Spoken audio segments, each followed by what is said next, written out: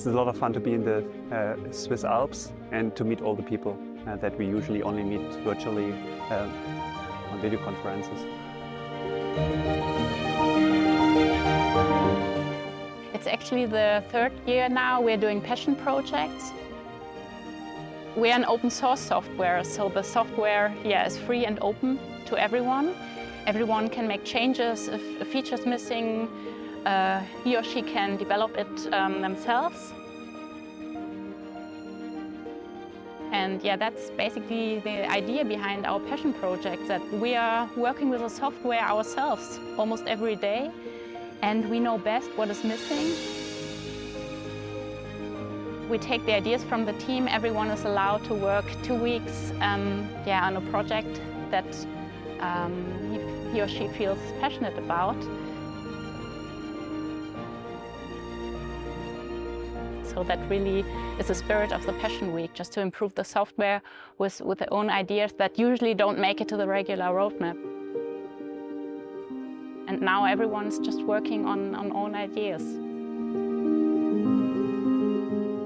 What I want to achieve in this 2 weeks of the Passion Week is to get a shared mental model in the whole development team of how we want to work, what technologies we want to use, focus on strategic architecture topics.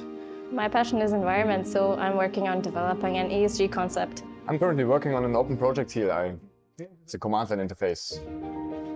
Show it to the world on our website what we are already doing, what else we could do, and what we're going to commit to doing to make the world better.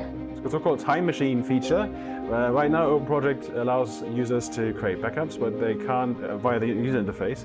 I like that idea because it gives me less work. Because if they fail to do it via the command line, they will ask me how to do it. Optimizing for developers fun and administrators fun. Administrators like these ones, and this one, and that one. His fun is important to me.